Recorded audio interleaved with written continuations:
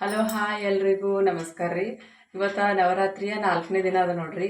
ನವರಾತ್ರಿ 4ನೇ ದಿನ ತಾಯಿಗೆ ಕೂಷ್ಮಾಂಡ ದೇವಿ ಅನ್ನೋ ರೂಪಕ್ಕೆ ಪೂಜೆ ಮಾಡ್ತೀವಿ.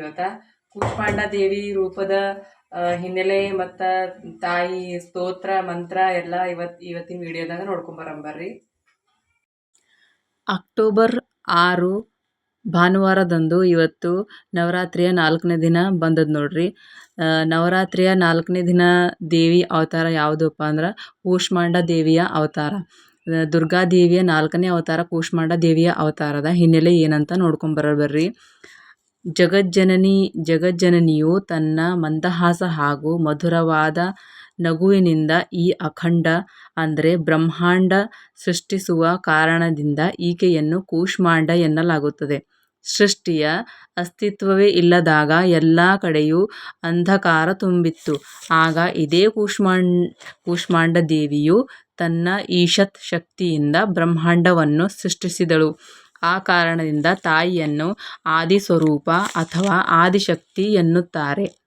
ಕೂಷ್ಮಾಂಡ ದೇವಿಯ ಶರೀರದ ಕಾಂತಿ ಪ್ರಭೆಯ ಸೂರ್ಯನಷ್ಟು ತೇಜಸ್ಸುಮಯಿಯಾಗಿರುತ್ತದೆ. ಆ ತಾಯಿ ಅದೆಷ್ಟು ತೇಜಸ್ಸಿನಿಂದ ಕೂಡಿದ್ದಾಳೆ ಎಂಬುದನ್ನು ಉದಾಹರಿಸುವುದಕ್ಕೆ ಇದೊಂದು ವಿವರಣೆ ಸಾಕು.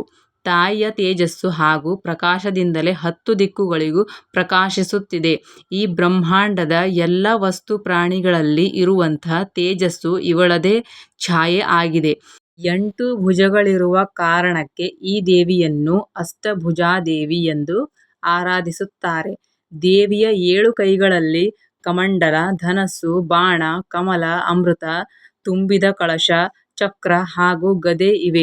ಈಕೆಯ ವಾಹನ ಸಿಂಹವಾಗಿರುತ್ತದೆ. ಯಾರು ಕೂಷ್ಮಾಂಡ ದೇವಿಯನ್ನು ಆರಾಧಿಸುತ್ತಾರೋ ಅಂಥವರ ಋಣ, ದಾರಿದ್ರ್ಯ, ರೋಗ, ಶೋಕಗಳು ದೂರವಾಗುತ್ತವೆ. ಆಯುಷ್ಯ, ಯಶಸ್ಸು, ಬಲ ಮತ್ತು ಆರೋಗ್ಯದ ವೃದ್ಧಿ ಆಗುತ್ತದೆ.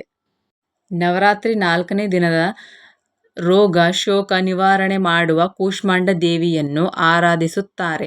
ಈಕೆಗೆ ಕುಂಬಳಕಾಯಿ ಬಲಿಯನ್ನು ಪ್ರಿಯ. ಆದ್ದರಿಂದ ಈಕೆಗೆ ಕೂಷ್ಮಾಂಡ ಎಂಬ ಹೆಸರು ಬಂದಿದೆ. ಸಂಸ್ಕೃತದಲ್ಲಿ ಕೂಷ್ಮಾಂಡ ಎಂದರೆ ಕುಂಬಳಕಾಯಿ ಎಂದರ್ಥ. ಕೂಷ್ಮಾಂಡ ದೇವಿಯ ಮಂತ್ರ ಮತ್ತು ಸ್ತೋತ್ರ. ಯಾ ದೇವಿ ಸರ್ವಭೂತೇಷು ಮಾ ಕೂಷ್ಮಾಂಡ ರೂಪೇಣ ಸಂಸ್ಥಿತ ನಮಸ್ತಸ್ಯೈ ನಮಸ್ತಸ್ಯೈ ನಮಸ್ತಸ್ಯೈ ನಮೋ ನಮಃ. ಕೂಷ್ಮಾಂಡ ದೇವಿ ಸ್ತೋತ್ರ. ಸುರಾಸಂಪೂರ್ಣ ಕಲಶಂ ರುಧಿರಶ್ನು ತಮೇವ ಚ ದಧಾನಾ ಹಸ್ತ ಪದ್ಮಾಭ್ಯಾಂ ಕೂಷ್ಮಾಂಡ ಶುಭದಾಸ್ತು ಮೇ.